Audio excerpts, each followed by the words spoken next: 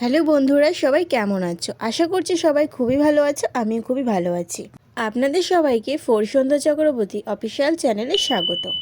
আজকে আমি চলে এসেছি নতুন একটি রেসিপি নিয়ে। আজকে নতুন একটি রেসিপিতে আপনাদের সবাইকে স্বাগত। আশা করি আপনারা সবাই বুঝে গেছেন আজকে আমি কিসের রেসিপি তৈরি করব। হ্যাঁ, আজকে আমি চিকেনের রেসিপি তৈরি করব। আজকে আমি একদম নতুন পদ্ধতিতে চিকেন রেসিপি আপনাদের সাথে শেয়ার করব। চলুন বেশি দেরি না করে আজকের রেসিপিটি শুরু করা যাক। এখানে আমি বাজার থেকে 600 গ্রাম মুরগির মাংস কিনে নিয়ে এসেছি। সেটাকে প্রথমে আমি একটি পাত্রের মধ্যে ঢেলে নিচ্ছি। এরপর মাংসগুলোকে ভালোভাবে ফ্রেশ করে ধুয়ে নিতে হবে। আপনি যদি আমার চ্যানেলে আজকে নতুন হয়ে থাকেন তাহলে আমার চ্যানেলটিকে সাবস্ক্রাইব করে পাশে থাকা বেল আইকনটি অবশ্যই প্রেস করে দেবেন, যাতে নতুন নতুন রেসিপি সবার আগে আপনার কাছে পৌঁছে যায়। এখানে আমি চিকেনগুলোকে বেশ ভালোভাবে ধুয়ে নিয়েছি। চলুন তাহলে আজকের রেসিপিটি শুরু করা যাক। আমাদের গ্রাম বাংলায় মাংস রান্নার ক্ষেত্রে আমরা প্রত্যেকে আলু ব্যবহার করে থাকি। অনেকেই আবার মাংস রান্নায় আলু ব্যবহার করেন না। এখানে আমি আলুগুলোকে ডুমো ডুমো করে কেটে নিয়ে লবণ দিয়ে ভাজা করে নেব লাল লাল করে। আলুগুলো লাল লাল করে ভেজে নেওয়া হয়ে গেছে। এরপর আমি আলুগুলোকে তুলে নেব। আলু ভাজায় আমি হলুদ ব্যবহার করিনি। এরপর এখানে আমি তেল দিয়ে একটা তেজপাতা, দুটো শুকনো লঙ্কা ফোড়ন দিয়ে দেবো। তেজপাতা, শুকনো লঙ্কা দেওয়ার পর 1 থেকে 2 সেকেন্ড নাড়াচাড়া করে নিয়ে এখানে আমি আগে থাকতে কুচি কুচি করে কেটে রাখা পেঁয়াজগুলো দিয়ে দেবো। এখানে আমি একটা বড় গোটা পেঁয়াজে অর্ধেকেরও বেশি পরিমাণ এখানে তেলে ব্যবহার করেছি। পেঁয়াজ দিয়ে 1 থেকে 2 মিনিট নাড়াচাড়া করে নিয়ে পেঁয়াজের মধ্যে আমি লবণ আর হলুদ দিয়ে দেবো। এরপর ধুয়ে রাখা মাংসগুলো এর মধ্যে আমি দিয়ে দেবো।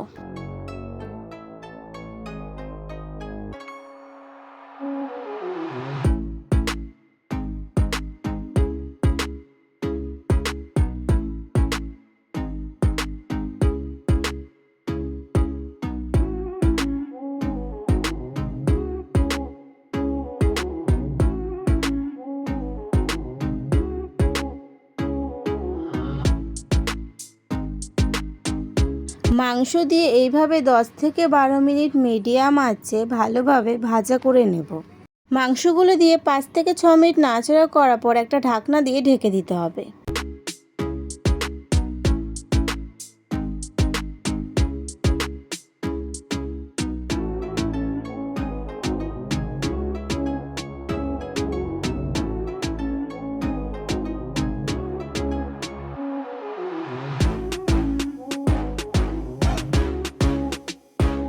ঢাকনা দিয়ে 5-7 মিনিট রাখার পর আবারও ঢাকনা তুলে নেড়ে দিতে হবে, না হলে কিন্তু এখানে লেগে যেতে পারে। আর উনুনের আঁচটা কিন্তু মিডিয়াম রাখতে হবে।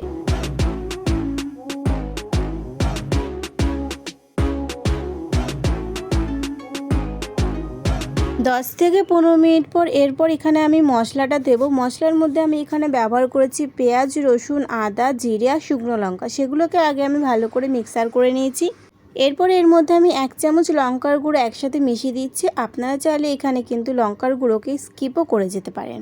এরপরে আমি মিক্সার করে রাখা মশলাগুলো মাংসের মধ্যে দিয়ে দেবো।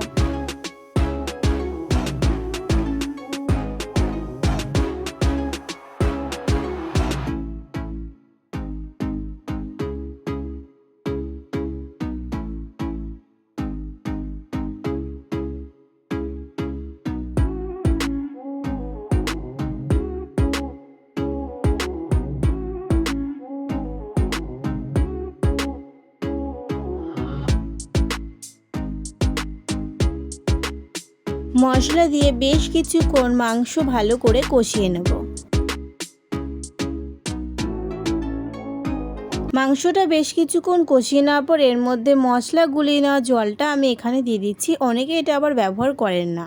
এরপর এখানে আমি দিয়ে দিচ্ছি ভেজে রাখা আলুগুলো। ভেজে রাখা আলুগুলো এর সাথে দিয়ে আমি আরও বেশ কিছুক্ষণ মাংসগুলো কষিয়ে নেব।